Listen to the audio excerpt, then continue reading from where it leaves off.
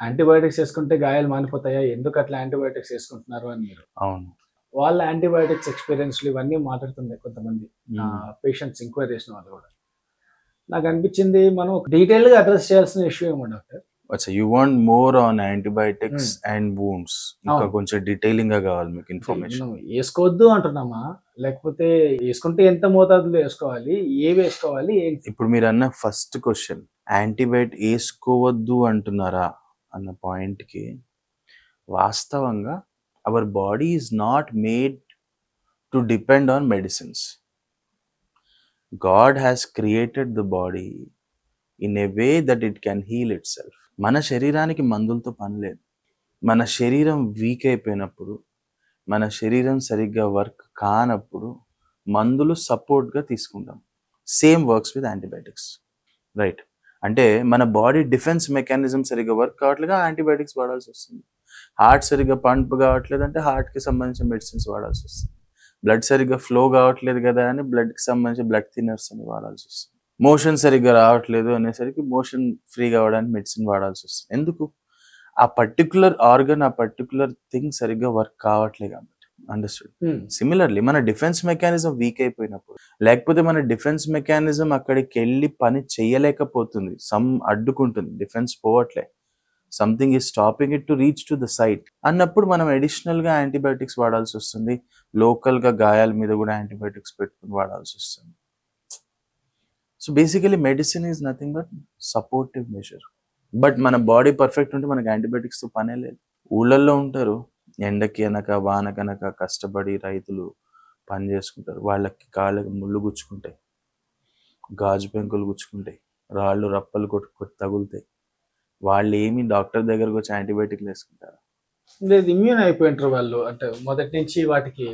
What is that? So body can heal itself. Body can transform itself. కానీ నీ body weak అయిపోతుంది కాబట్టి నీకు మెడిసిన్స్‌తో పనుంది. That is the point. First thing. Second question what you asked for, ఎన్ని రోజులు యాంటీబయాటిక్స్ తీసుకోవాలి? అసలు యాంటీబయాటిక్స్ ఎట్లా పనిచేస్తాయి? వూండ్స్ ఉన్నప్పుడు. So point is wounds are 2 types. దెబ్బ తగిలి గాయమైందా? లేకపోతే గాయం దానికదే అయ్యిందా? లోపల నుంచి గాయమైందా? యెస్. లోపల నుంచి డ్యామేజ్ అవుతూ అవుతూ మనకు గాయం బయటకు కనిపిస్తుంది. Either of the 2 things. దెబ్బ తగిలి గాయమైంది అంటే ఆ దెబ్బ తగలంగానే మన రక్తం గారుతుంది. That's a good sign. Okay, body is healthy. So అప్పుడు మీరు పసుపు రాసుకుని కట్టుకట్టినా కూడా చాలాసార్లు మానిపోతుంది. Because blood is coming, growth factors అన్ని రీచ్ అయితే, డబ్ల్యూబీసీస్ ఫైటింగ్, మన ఇమ్యూన్ సిస్టమ్ యాక్టివ్ ఉంటుంది. So you don't need medicines. Okay, అప్పటికి కూడా సరే ఒక డయాబెటిక్ పేషెంట్ కావచ్చు, లేకపోతే చాలా సిక్గా ఉన్న పేషెంట్ కావచ్చు, ఇమ్యూనిటీ లెవెల్ లో ఉన్న పేషెంట్స్ కావచ్చు, అలాంటి వాళ్ళకి డెఫినెట్గా దెబ్బ తగిలినప్పుడు మనము సపోర్టివ్గా, ప్రివెన్షన్గా ఆర్ ప్రొఫైలాక్టిక్గా మనం యాంటీబయాటిక్స్ వాడి బీటాడిన్స్ డ్రెస్సింగ్ చేసుకుని కట్టుకుంటాం. That is okay. That is to be on safer side. Infection అవుతుందేమో అన్న భయానికి మనం ముందే అన్ని పెట్టుకుని చేసుకుంటాం. ఒక యాంటీబయాటిక్ వేసుకున్నా కూడా తప్పులేదు. బయట నుంచి దెబ్బ తాకినా. కానీ ఏమవుతుందంటే మనం ప్రతి దానికి చాలా మంది ఏమవుతుంది, ఓవర్ కాషియస్ ఉంటారు పేషెంట్స్. అంటే వాళ్ళకి కొంచెం నాలెడ్జ్ ఉంటుంది. అందరూ దాన్ని హాఫ్ నాలెడ్జ్, గూగుల్ నాలెడ్జ్ అని చాలా వ్యంగ్యంగా మాట్లాడతారు. అది కరెక్ట్ కాదు. ఎందుకంటే ప్రతి డాక్టర్ నీతో గంట సేపు టైం ఇచ్చి నీతో అన్ని ఎక్స్ప్లెయిన్ చేయడు. పేషెంట్ మెడికల్ స్టూడెంట్ కాదు, వాళ్ళకి తెలీదు. సో వాళ్ళు గూగుల్లో సెర్చ్ చేస్తారు, ఇంకెక్కడో సెర్చ్ చేస్తారు, పక్కింటి వాళ్ళతోనో పెద్దవాళ్ళతోనో డిస్కస్ చేస్తారు. Because they don't no. So అందరూ పేషెంట్స్ని ఇలా అనడం నాకు నచ్చదు, నాకు పర్సనల్గా నచ్చదు. మీరు గూగుల్ చదువుతున్నారు, గూగుల్ తల్లిని నమ్ముకున్నారు, గూగుల్లో చదివచ్చి నాతో మాట్లాడద్దు అని చాలామంది డాక్టర్స్ ఇలా చెప్తారు. నాకు నిజంగా అది కరెక్ట్ అనిపించదు. Because I see my mother, my father, my sister, they are not medicos. Okay, but ఒక విషయం వచ్చినప్పుడు వాళ్ళు కనుక్కోవాలి, కన్సల్ట్ చేయాలంటే మనం డాక్టర్ దగ్గరికి వెళ్తే డాక్టర్ 5 నిమిషాల కంటే ఎక్కువ టైం ఇయ్యడు. నువ్వు అడిగే క్వశ్చన్స్ కి ఆన్సర్స్ చెప్పడు చాలా మంది, ఎందుకంటే దే ఆర్ ఆల్ బిజీ. నువ్వు బిజీగా లేవు, నేను ఖాళీగా కూర్చున్నా నేను నీతో మాట్లాడతా అని చెప్పే డాక్టర్లు ఎవరున్నారు? లేరు. పాసిబుల్ కూడా కాదు అది. సో అలాంటప్పుడు ఏం చేస్తారు వాళ్ళు, డెఫినెట్ గా గూగుల్లో అవి ఇవి సర్చ్ చేసుకుంటారు, కొంచెం వరకు తెలుసుకుంటారు. దాన్ని నువ్వు హాఫ్ నాలెడ్జ్, హాఫ్ నాలెడ్జ్ వచ్చి నాన్ను టెస్ట్ చేయడానికి నువ్వు వస్తున్నావు అని అనడం కరెక్ట్ కాదు. నువ్వు వాళ్ళకి సరైన answer they will be very thankful. Patients are like that. కానీ సిస్టమ్ ఎలా ఉందంటే పేషెంట్స్ ఎక్కువ, డాక్టర్స్ తక్కువ. ఆ రేషియో మీట్ కాక, ముఖ్యంగా government doctors. But then this is also very important. Right. So patients కి ఆ హాఫ్ నాలెడ్జ్ అనే వర్డ్ నేను వాడను. They have some little knowledge. Okay, is they trying to protect or safeguard themselves. అవును. So there is nothing wrong in that. ఎందుకు ఈ topic వచ్చిందంటే patients antibiotics own గా వాడేస్తా Administer ఉంటారు. చేయడం వల్ల సో సరైన యాంటీబయాటిక్స్ వాడకపోవడం ఒక ప్రాబ్లం అయితే, ఎందుకంటే ఎలా ఉంటుందంటే దగ్గు జలుబుకి ఒక యాంటీబయాటిక్ ఉంటుంది, కడుపు పై భాగంలో కొన్ని యాంటీబయాటిక్స్ పనిచేస్తాయి, కడుపు కింద భాగంలో కొన్ని యాంటీబయాటిక్స్ పనిచేస్తాయి. ఎందుకు ఆ డిఫరెన్స్ అంటే పై భాగంలో రక్త సరఫరా బాగుంటుంది కాబట్టి అక్కడ యానైరోబిక్ ఇన్ఫెక్షన్స్ తక్కువ ఉంటాయి. కడుపు కింద భాగంలో మనకి యానైరోబిక్ ఇన్ఫెక్షన్స్ ఎక్కువ వచ్చే ఛాన్సెస్ ఉంటాయి. సో ఎందుకు అలా వచ్చే ఛాన్సెస్ ఉంటాయి అంటే మన బ్లడ్ సర్క్యులేషన్ సిస్టమే అలా ఉంది. చెట్టు వేర్లు ఎలా ఉంటాయో మొదలు పెద్దగా ఉండి కిందకి వెళ్ళేసే సన్న సన్నగా అయిపోయి చాలా అయిపోతాయి. సో పై భాగంలో ఉన్న బ్లడ్ సప్లైకి కింద భాగంలో ఉన్న బ్లడ్ సప్లైకి డిఫరెన్స్ ఉంది. సో కింద ఈజీగా యానైరోబిక్ ఇన్ఫెక్షన్స్ ఎక్కువ వస్తాయి, పై భాగంలో యానైరోబిక్ ఇన్ఫెక్షన్స్ తక్కువ వస్తాయి. So antibiotics are also different, but people are also ఏమైపోతుందంటే they don't know all these things. And most importantly it's all about the oxygen concentration around the wound. So because of this differences, people don't know which one to take, which one not to take. Medical shop pharmacist కి వాళ్ళకి కొంచెం knowledge ఉంటుంది, right. ఎందుకంటే they have done their courses కాబట్టి వాళ్ళకి knowledge ఉంటుంది. ఏ medicine ఎలా పనిచేస్తుంది అని తెలుసుండదు, ఏ మెడిసిన్ ఎక్కడ వాడాలని వాళ్ళకి తెలియకపోవచ్చు. They know the pharmacology behind it, medicine ఎలా తయారైంది, దేనికి ఏ మెడిసిన్ అని కొంచెం ఐడియా ఉంటుంది. But where to use it అనేది doctor only can tell. So అప్పుడు ఏమవుతుందంటే చాలాసార్లు మిస్ మ్యాచెస్ అయ్యి సరైన యాంటీబయాటిక్ పడక ఆ తర్వాత యాంటీబయాటిక్ రెసిస్టెన్స్ అయిపోవడం, లేకపోతే ఒకేసారి హై పవర్ యాంటీబయాటిక్స్ వాడడం వలన బాడీ వీక్ అయిపోవడం, ఇలాంటి కొన్ని కాంప్లికేషన్స్ జరుగుతూ ఉంటాయి. So that is also different story. Wounds విషయానికి వస్తే antibiotics role in wound is actually not that important.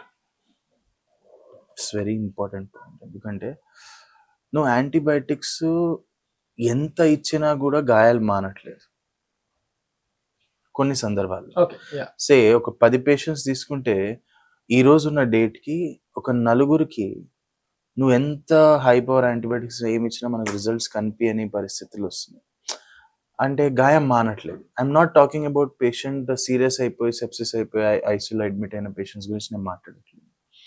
Wounds విషయంలోకి వస్తే చాలా హై పవర్ యాంటీబయాటిక్స్ వేసుకున్నా కూడా తగ్గినట్టు తగ్గి మళ్ళీ రిపీట్ అవ్వడం, లేకపోతే అసలు రెస్పాన్సే రాకపోవడం గాయాల మీద అనేది జరుగుతూ ఉంటుంది. అక్కడ యాంటీబయాటిక్ పని చేయలేదని కాదు, యాంటీబయాటిక్ కరెక్ట్ కాదని కాదు.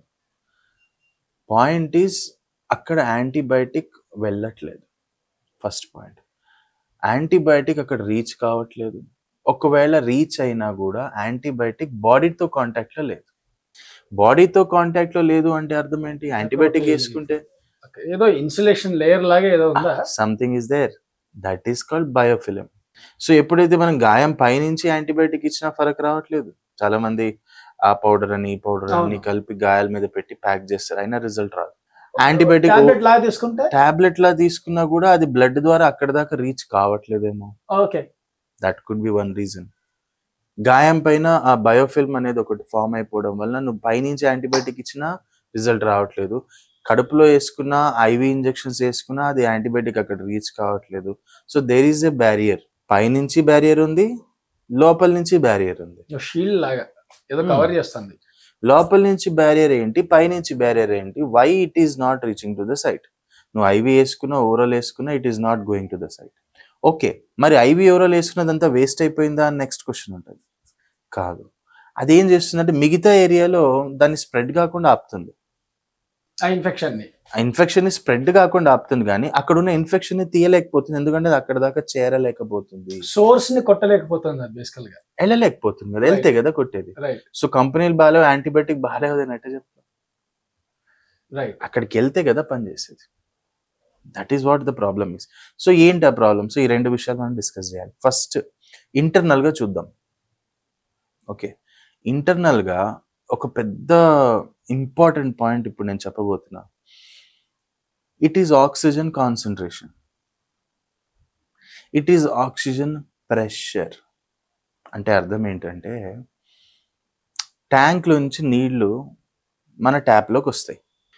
ట్యాంక్లో నుంచి నీళ్లు రావడం వేరు, ట్యాంక్లో నుంచి నీళ్లు ప్రెషర్తో రావడం వేరు. ఆబ్వియస్లీ. రైట్. సో ప్రెషర్ అనేసరికి బ్లడ్ ప్రెషర్ లాగా దానికి ఒక ప్రెషర్ ఉంటుంది, some millimetres of mercury pressure ఉంటుంది. రైట్. సో వాటర్ అనేది పైప్లోకి డెలివర్ అవ్వాలంటే ఒక ప్రెషర్తో రావాలి.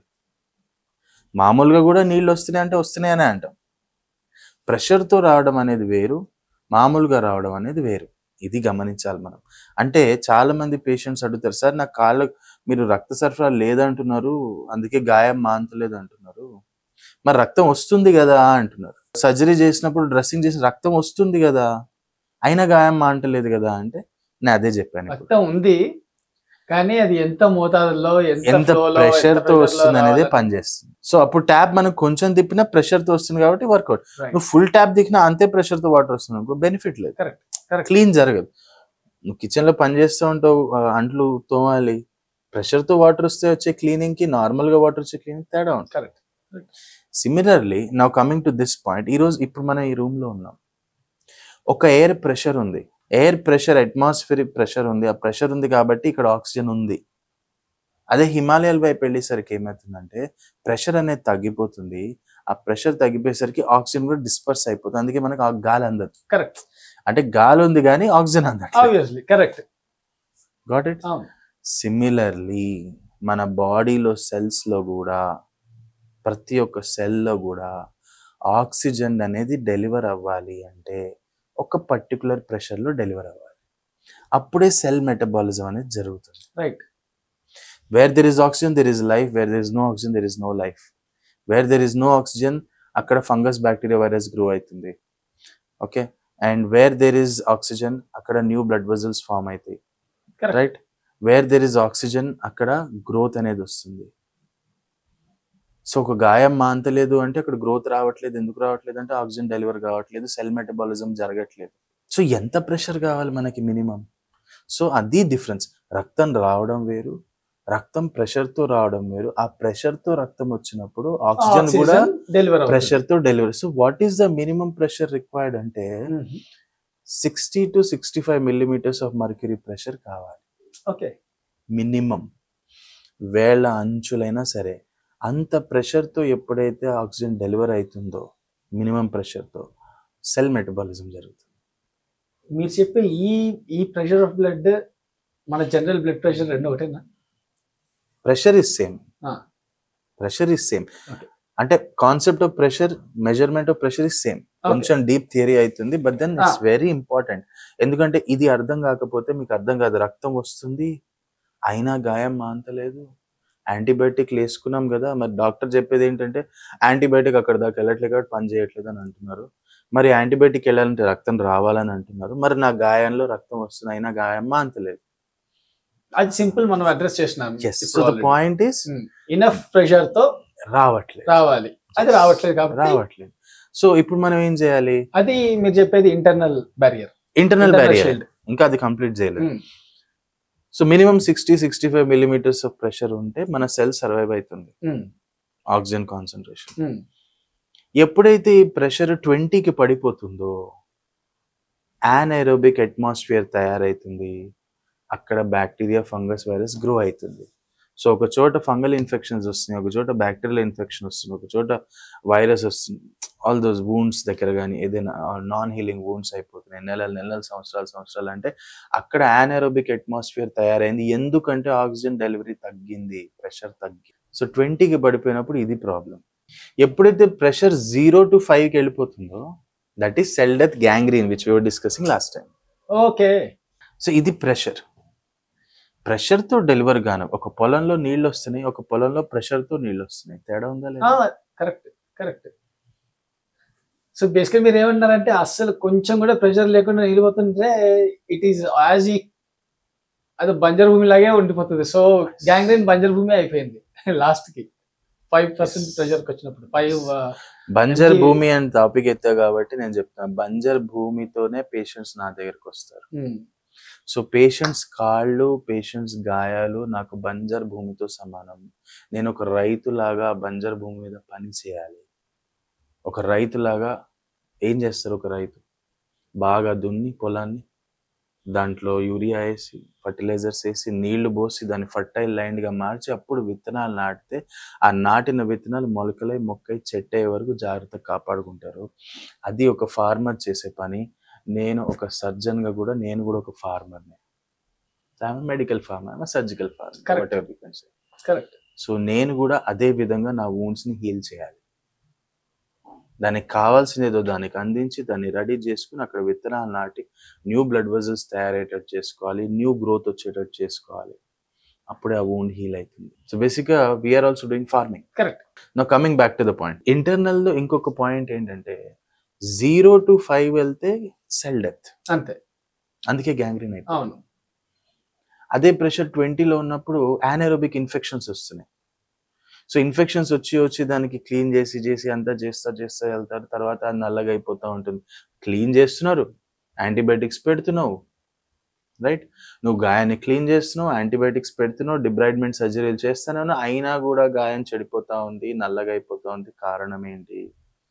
దానికి కావాల్సిన ఆక్సిజన్ డెలివరీ కావట్లేదు.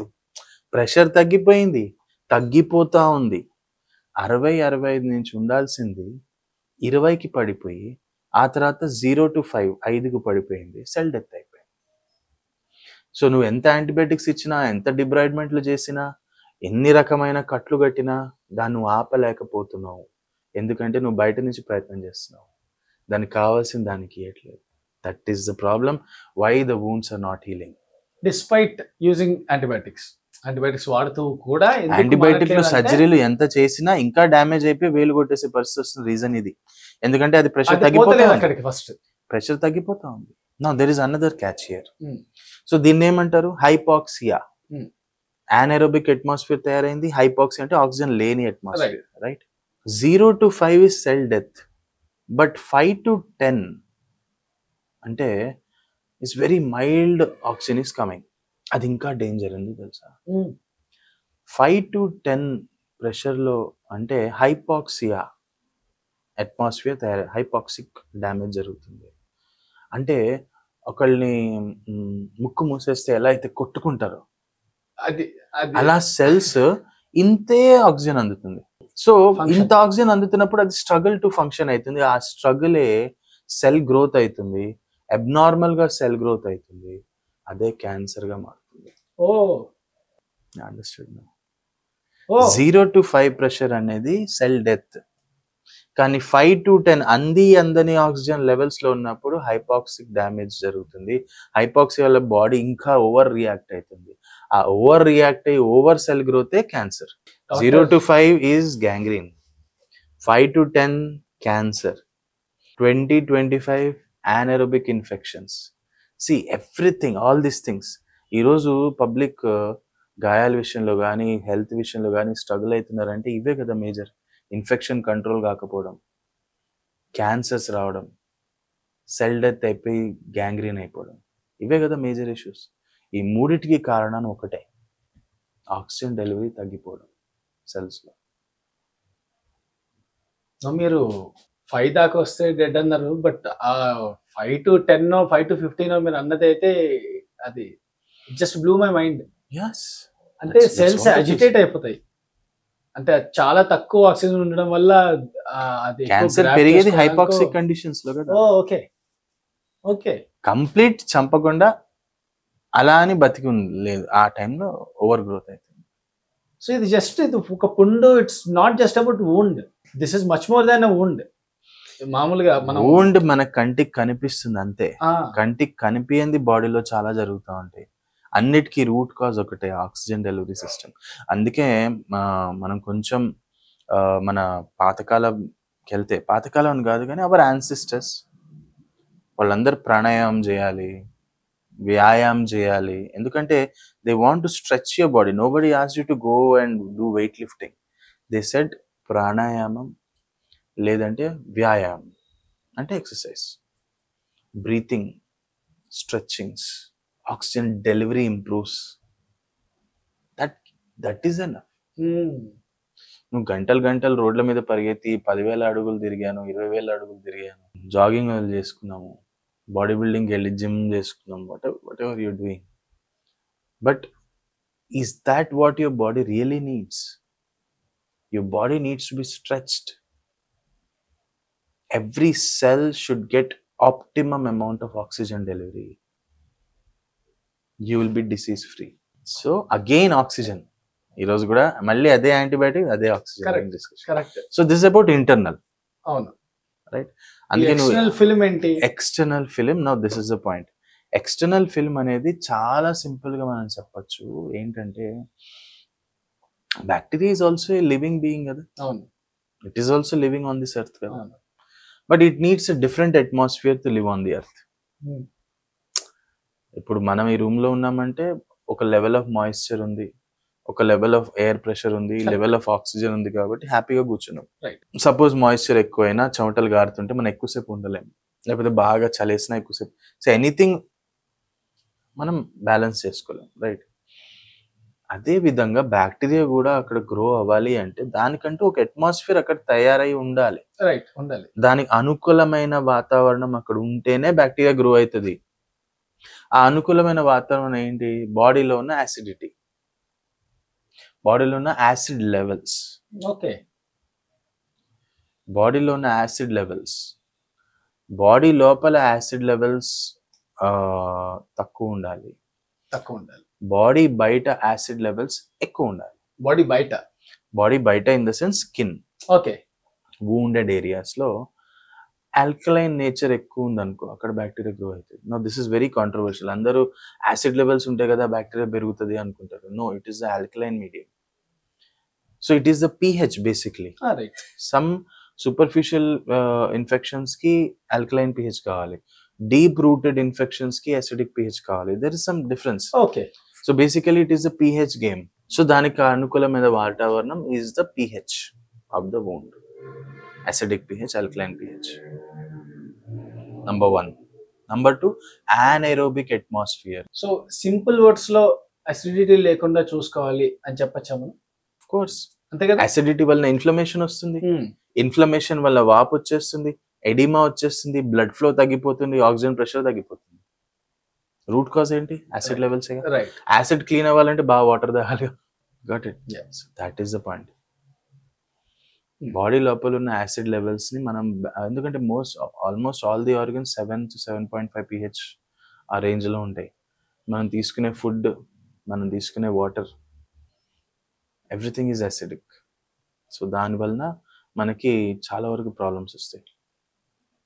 అది మళ్ళీ సెపరేట్ టాపిక్, దాని గురించి మళ్ళీ మాట్లాడుకుందాం. కానీ let's get back to the 2 things which we are discussing. Internal గా బ్లాకేజెస్ ఏంటి, వూండ్ హీల్ కాకపోవడానికి, యాంటీబయాటిక్స్ రీచ్ కాకపోవడానికి. ఎక్స్టర్నల్ బ్లాకేజెస్ ఏంటి? ఇంటర్నల్ ఎక్స్ప్లెయిన్ చేసేసాను. ఎక్స్టర్నల్ గా it is the biofilm which is form. Now what is biofilm? Simple terms I will tell you. So బ్యాక్టీరియాకి ఒక atmosphere కావాలి, ఆ అట్మాస్ఫియర్ లో బ్యాక్టీరియా గ్రో అవుతుంది. ఇది ఒక పాయింట్. యానెరోబిక్ అట్మాస్ఫియర్ కూడా ఉంటుంది దాంట్లో. సో యాసిడ్ లెవెల్స్ ఎక్కువ ఉండాలి ఆర్ pH డిఫరెన్స్ ఉండాలి, number 1. Number 2 is the oxygen concentration.